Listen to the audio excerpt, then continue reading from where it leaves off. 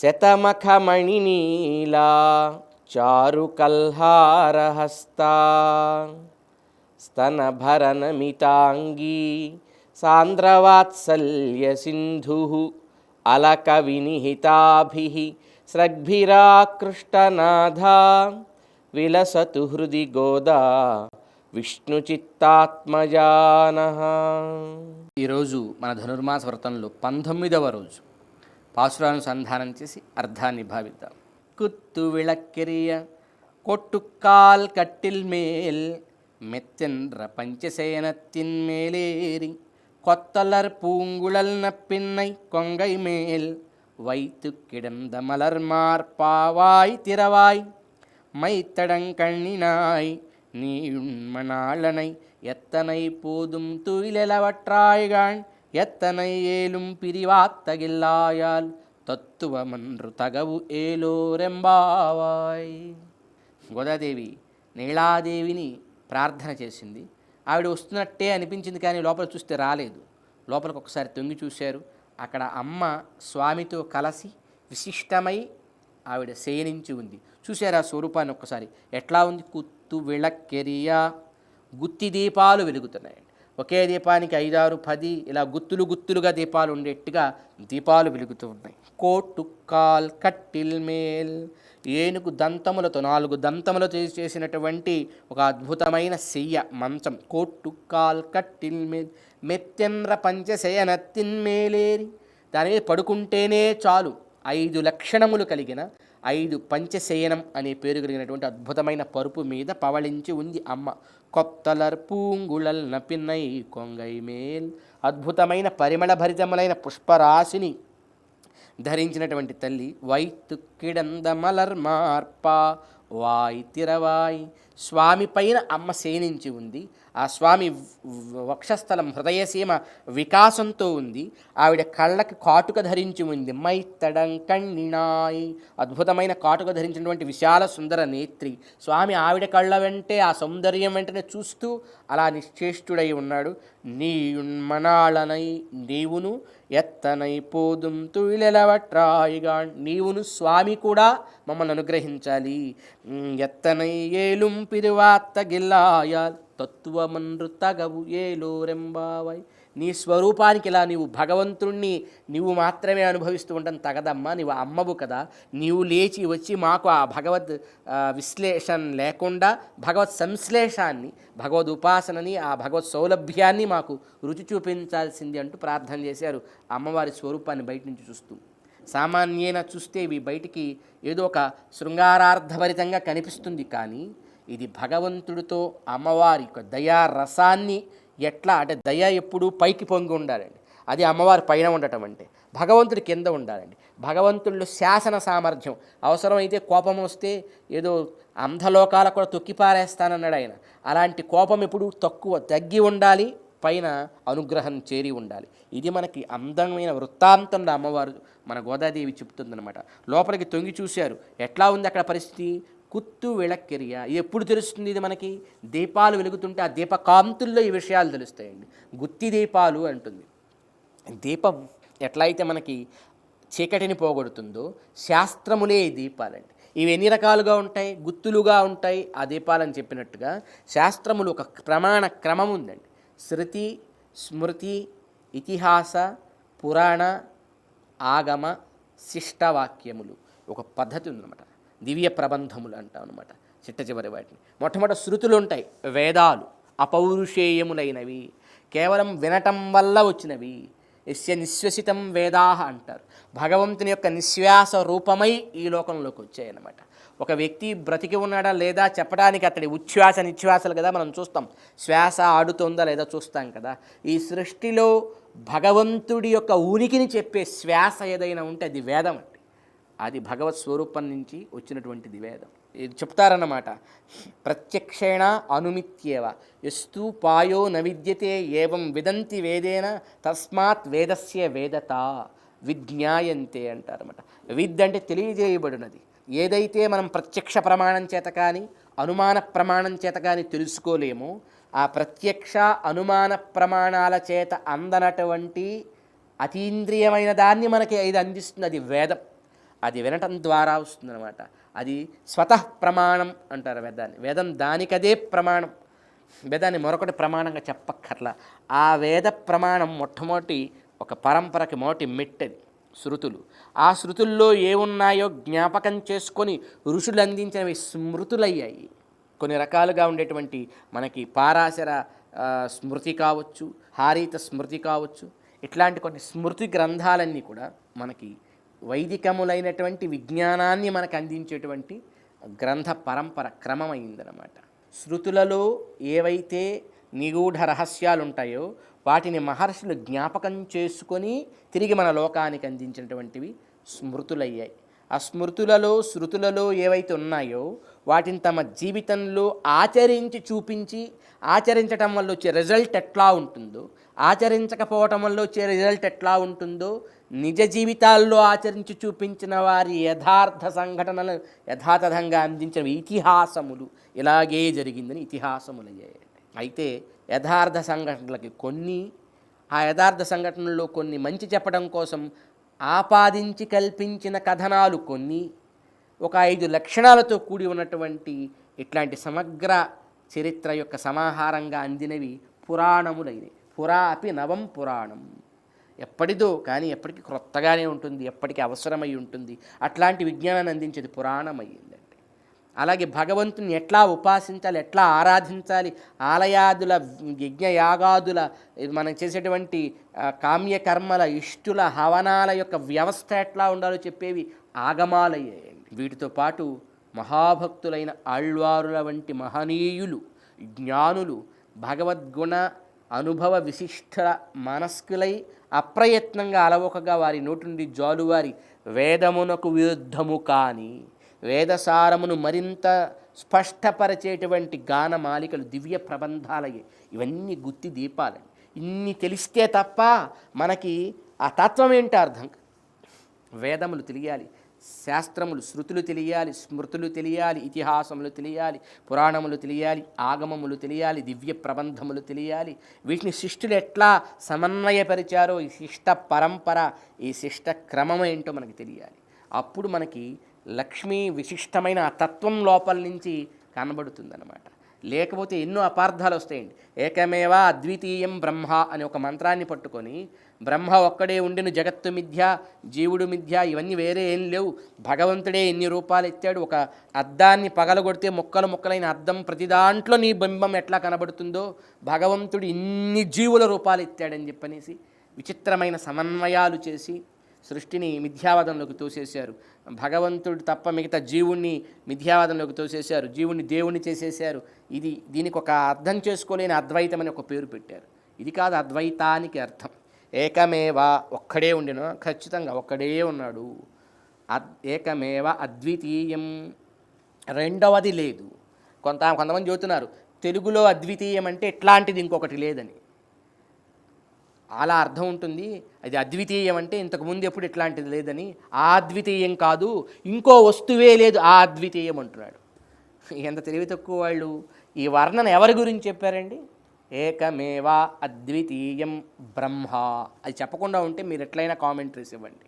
బ్రహ్మ ఎలాంటివాడో, బ్రహ్మం అంటే పరంబ్రహ్మ, పరంతత్వం, పరమాత్మ, ఆయన ఎలాంటి వాడో ముందు 2 విశేషణాలు చెప్పారు. మీరు ఆ పదాన్ని వదిలేసి విశేషణాలు ఒక్కడే పట్టుకొని మాట్లాడకూడదు.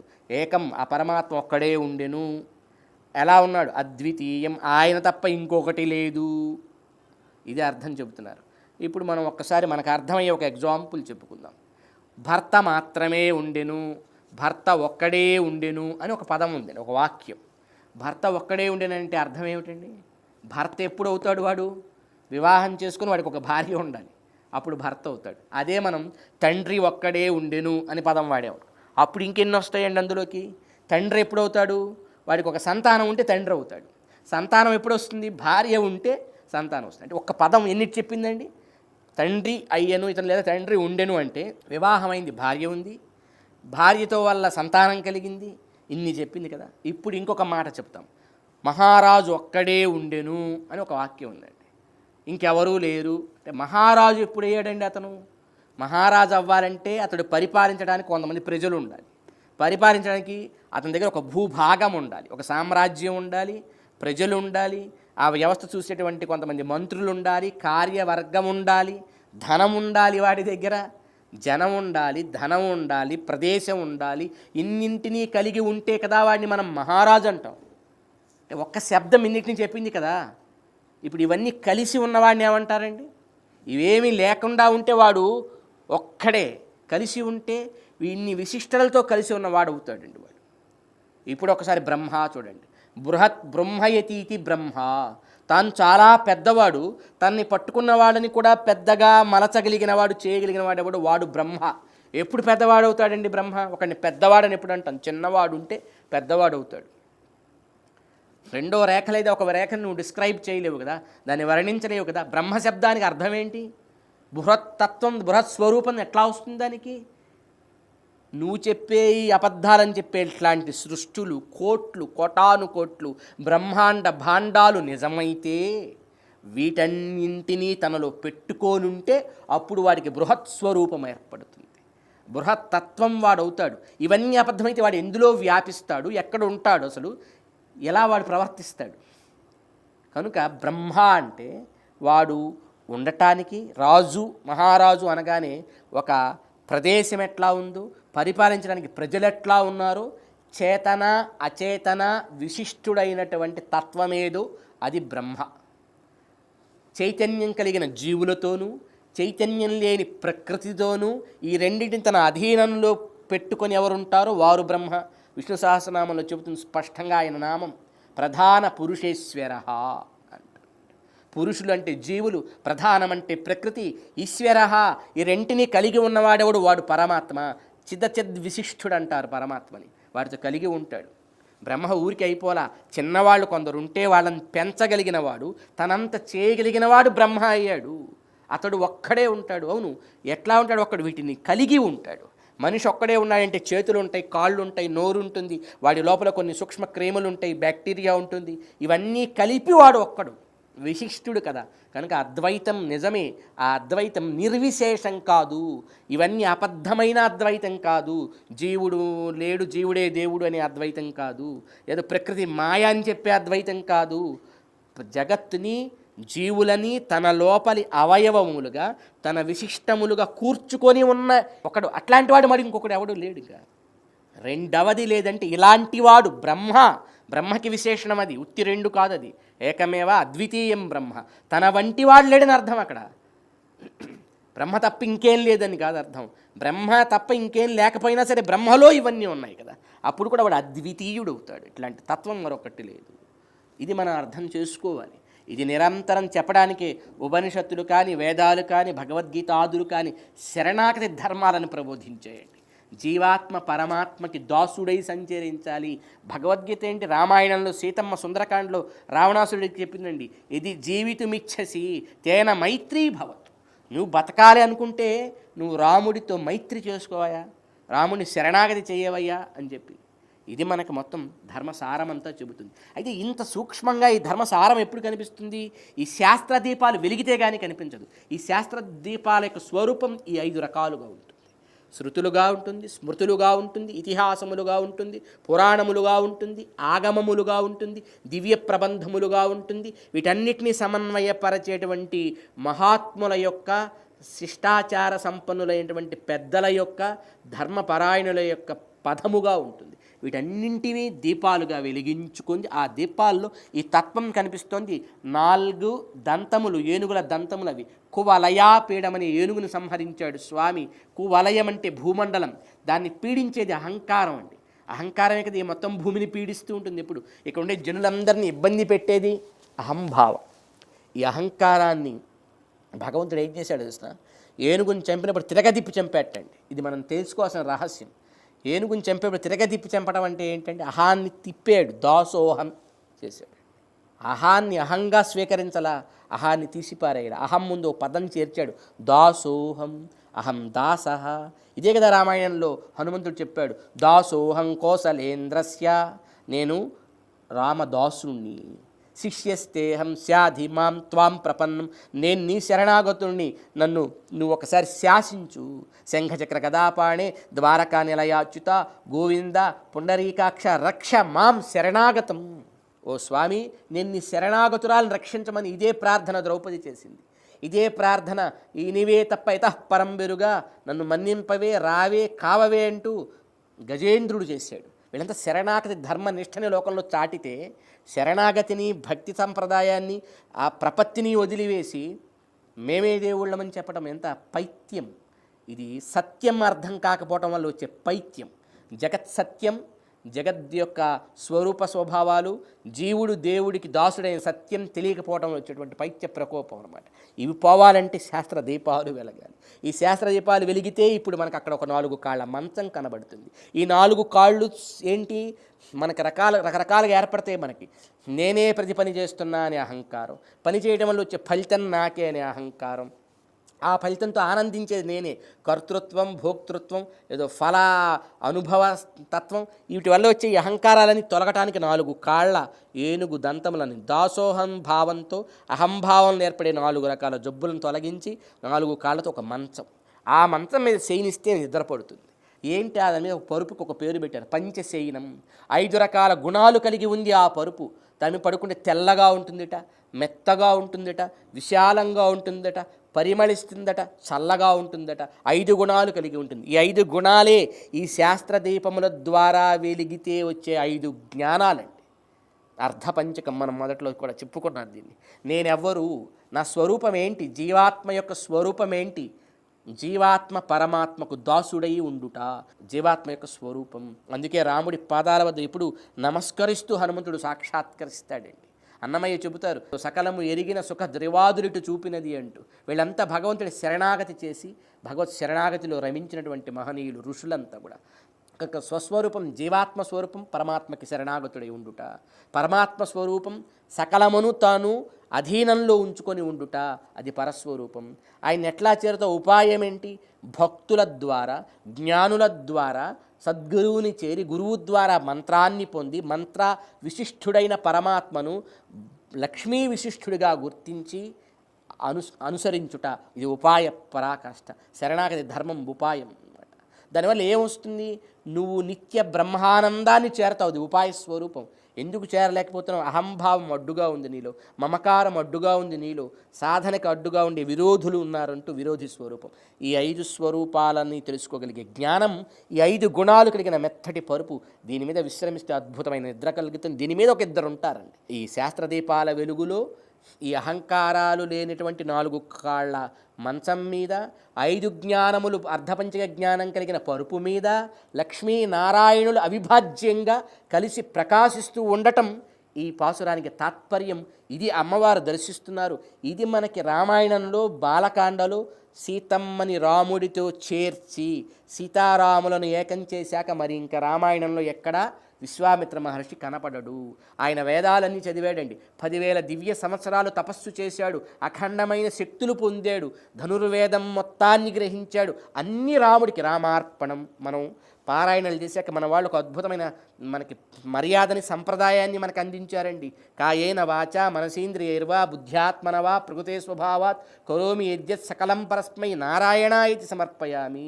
బుద్ధితో, మనస్సుతో, వాక్కుతో, ప్రకృతి ప్రచోదనతో నేనేమేమి కార్యములు చేస్తున్నానో సకలము సర్వము నారాయణార్పణం అని మనం ఎలా అంటామో, తాను గ్రహించిన తపశ్శక్తి మొత్తం బల అతిబల విద్యల ద్వారా సకల శస్త్రాస్త్రములను రామచంద్రుడికి ధారపోయటం ద్వారా మొత్తం రామార్పణం చేసి, రాముడు సాక్షాన్ నారాయణుడని ఆయనకు తెలుసు కనుక చెప్తాడు ఆయనే, అహం వేద్మి రామం మహాత్మానం సత్యపరాక్రమం అని. వేదం ఏ భగవతత్వాన్ని చెబుతూ వేదాహమేతం అంటూ, పురుషం మహాంతం అంటూ, పరమాత్మని సత్యం జ్ఞానమనంతం బ్రహ్మ అంటూ వర్ణించిందో ఆ పరతత్వమే రాముడై వచ్చిందని ఈ విశ్వామిత్ర భగవానుడికి తెలుసు కనుక ఈయన పొందినటువంటి సాధనని, జ్ఞానాన్ని, తపశ్శక్తిని, సకలాన్ని రాముడికి ధారపోసి ఆ రాముడిని సీతమ్మతో కలిపి, అంటే దయా రూపిణి అయిన లక్ష్మీ స్వరూపంతో నారాయణుడిని కలిపి, ఇది వేదసారం, ఇది జన్మకు చరితార్థత అంటూ ఆ తర్వాత మరెక్కడ కనపడ్డు రామాయణంలో.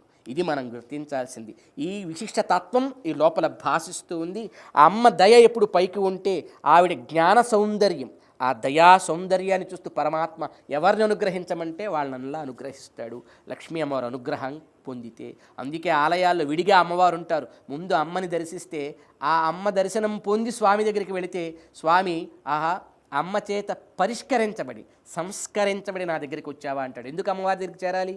కాకి ఒక అసుర శక్తి అమ్మని హృదయసీమని గీరి భగవంతుడి ఆగ్రహానికి కారణమై భగవంతుడి చేత బ్రహ్మాస్త్ర ప్రయోగం చేసుకుని లోకాలని తిరిగి కళ్ళు తిరిగి కాళ్ళు రాముడి వైపు తల ప్రక్కకి ఎట్టు పడిందిట.